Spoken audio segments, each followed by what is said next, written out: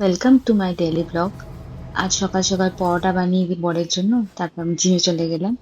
জিমে গিয়ে এক্সারসাইজ করলাম, একটু জগিং করলাম ট্রেডমিলে। ট্রেডমিলে জগিং করতে আমার খুব একটা পছন্দ না, বাইরে জগিং করতেই পছন্দ করি বেশি পার্কে।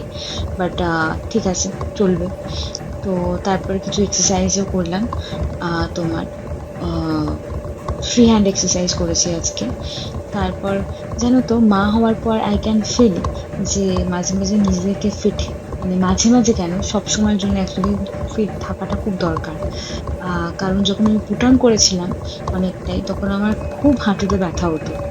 আর একটু হাঁটলেই না আমি হাঁপিয়ে যেতাম।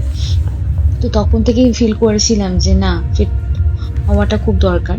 আমি বিয়ে আহ হওয়ার সময় আই থিঙ্ক 51 কেজি ওয়েট ছিল। ঘুমিয়ে থাকবে তারপর সেটা আমার এখন কোলে। অনেকটাই হয়ে কেন? গেছে ওয়েট বেড়ে। যাই হোক, মামাম অফিস তো করবে এই যে কাজ আমার করবে, মেয়েকে নিয়ে খেলাধুলো করে বাড়ি কোলে ফিরে থাকতে এসে হবে, করলাম। তারপর তো আমি পরিবার ব্রেকফাস্টও নেমে করলাম। থাকতে হবে।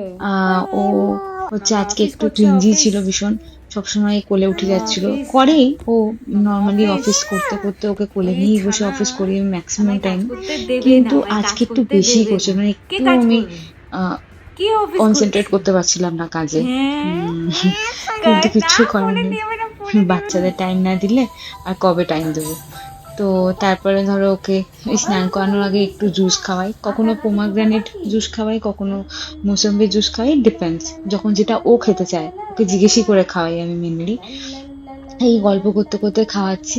ও পছন্দ করলেও ওকে বিভিন্ন ট্রিক ইউজ করে ওকে খাওয়াতে হয় আমার। ও মাঝে মাঝে খেতে চায়, মাঝে মাঝে না না করে। এখন আবার নতুন কথা বলতে শিখছে, তো সব এক্সপ্রেস করতে পারে ও। যে আমি খাবো না, আমি এটা খাবো না, আমি ওটা খাবো না। বিভিন্ন ধরনের ট্রিক্স ইউজ করে ওকে খাবার খাওয়াতে হয়। আর টডলার স্টেজে আছে, এখন জানি না আর কত কিছুই ও দেখাবে, বাট হ্যাঁ, উই আর প্যারেন্টস, আমাদের সবই অ্যাকসেপ্ট করতে হবে এবং ঠান্ডা মাথায় যতটা পারবো, আহ যেটাকে বলা হয় জেন্টাল প্যারেন্টিং এখন, তো সেটাই করার চেষ্টা করবো ওর সাথে।